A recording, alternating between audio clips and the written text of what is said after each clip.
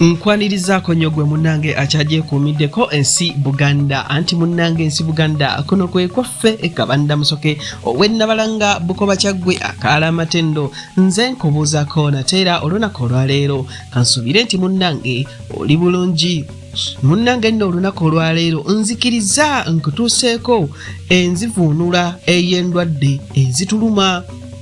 Endwadde oyinza okuba ng'ozimanyi mu Luzungu oba ng'ozimanyi mu Luganda, naye kakati nze nsaba nzikuvuunulire eziri mu Luzungu oba eziri mu Luganda nzikuteere mu Luzungu osobole okuzitegeera, kubanga munnange olumu tulwala endwadde nga tuzimanyi mu Luganda naye nga tetumanyi nzijanjaba ntuufu gy'osobola kufuna mu ddwaliro.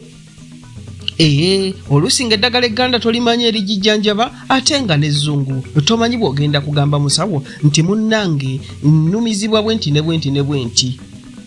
Owulidde? Kakati nno munnange endwadde ze zino. Ettalo omuzungu yagiyita osteomyelitis. Ettalo osteomyelitis, yegu, flu, lubyamira, pneumonia, entunuka n'agiyita nail infection oba mu lulimi olunnasayansi n'agiyita paronychia, obwosi n'abutuuma severe malnutrition oba marasmus.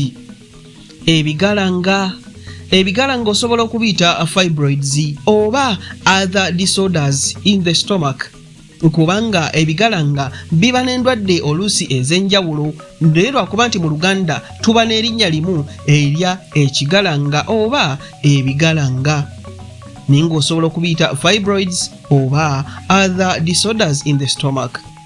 Ekikeeto heartburn, ebiguuna ringworm of the scalp oba mu lulimi olunnasayansi kibiyitibwa tinea capitis.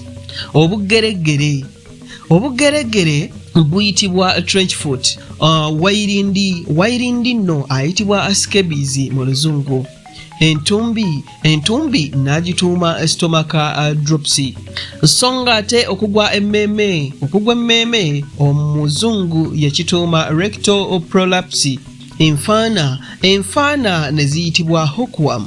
Byebyo nno byensobodde okukolako okunoonyereza, so nga ate naawe ayina okunoonyereza okusingako kwange togaana okubisa mu comments wansi awo tubituuse ku bantu. Munnange bw'oyamba omu ate n'omulala n'ayamba omulala tujja kuba nga tutambula bulungi. Omanyi byonna tubisanga wano ku nsi Buganda. Nange kabanda musoke ow'ennabalanga Bukoba Kyaggwe munzikirize nno munnange bino mbikomye wano tuddingana ate mu kitundu ekirala ekinaddako ng'ate nkuwa ebirala. Ayi Katonda akuuma Namulondo.